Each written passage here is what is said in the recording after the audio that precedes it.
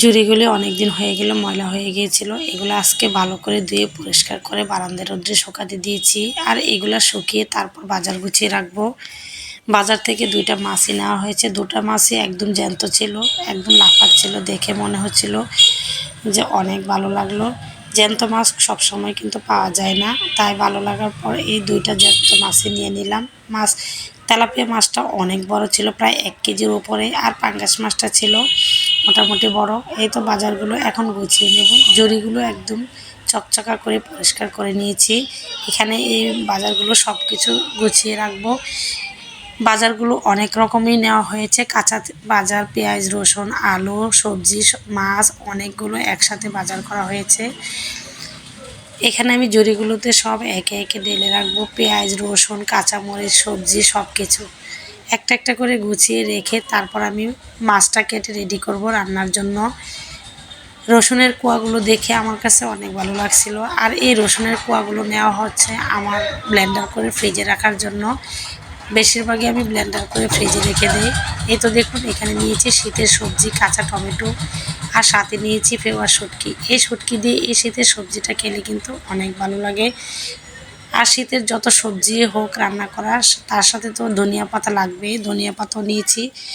এরপর আমি সবগুলো তরকারি একসাথে কোটাকাটি করে রেডি করে নিয়েছি। তরকারি কোটার পর আমি মাছটাকেও সুন্দর করে কেটে রেডি করে নিব। একা হাতে কাজ করলে একে একে সব কিছু গুছিয়ে নিতে হয়। এই তো দেখুন, 2টা মাছই আমার কাটা হয়ে গেছে। মাছগুলো আজকে আমার কাছে এত ভালো লাগছে, 2টাই জ্যান্ত ছিল। তারপর আমি এই যে ভাজির জন্য এখানে সবজি কেটে নিয়েছি, আরও রান্নার জন্য আরও অন্য সবজিও নিয়েছি। এই ভাজিটা করব আমি শুটকি দিয়ে। এই শুটকিটা আমাদের জেলায় খুবই জনপ্রিয়। আর বিশেষ করে আমাদের জেলায় শুটকির প্রচলিতটা একটু বেশি, তাই আমি শুটকিটা একটু বেশি সময় কাজে লাগাই। মাছের চাইতে শুটকিটা আমার বেশি পছন্দ। সবার পছন্দ কিনা জানি না, আমার একটু বেশি পছন্দ।